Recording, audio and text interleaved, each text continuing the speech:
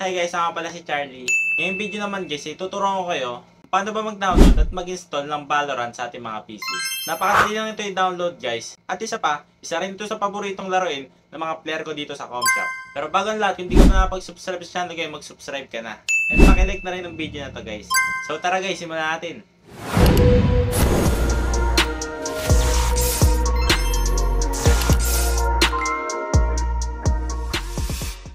So yun guys, tuturuan ko kayo kung paano mag-download at mag-install ng Valorant. Unang gagawin natin guys, mag-open muna tayo ng Google Chrome.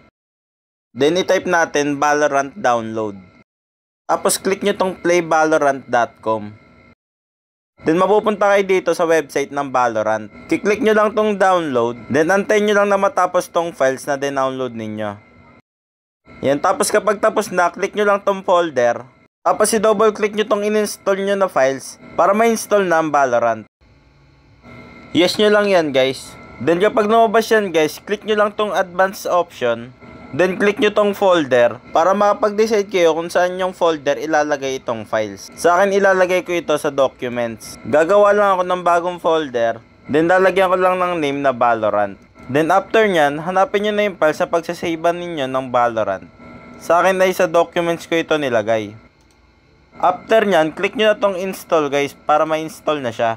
Antayin nyo lang na matapos to guys. After nyan guys ay may kasunod pa itong ida-download. Fast forward ko na lang guys. Yan, tapos i-allow lang natin to guys. Tapos next, click lang natin tong allow access. Tapos lalabas na yung ida-download natin. Medyo matagal rin pala ang antayin nyo dito guys kasi nasa 23.3 gig siya. Huwag kayong mag-alala guys kasi yan na lang naman yung ida-download ninyo. After nyan guys ay makakapaglaro na kayo. Fast forward ko na lang guys. Yan guys, tapos na natin ma-download. Testing natin guys kung gumagana. May lalabas pala dyan na enable auto update. Not now lang natin to guys. Tapos click natin tong play. Yan guys, gumagana siya. Testing natin siya laruin.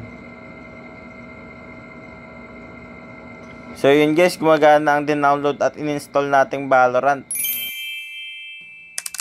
So yun guys, yun ang nakadali mag-download at mag-install ng Valorant sa ating mga PC. Kung may katanungan kayo guys, ay mag-comment na lang kayo sa ibaba. At sasagutin ko ang lahat ng yan. Sana ay matutunan kayo sa video ngayon.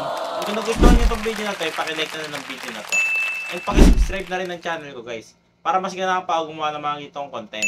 Yun lang guys, hanggang sa muli. Bye bye!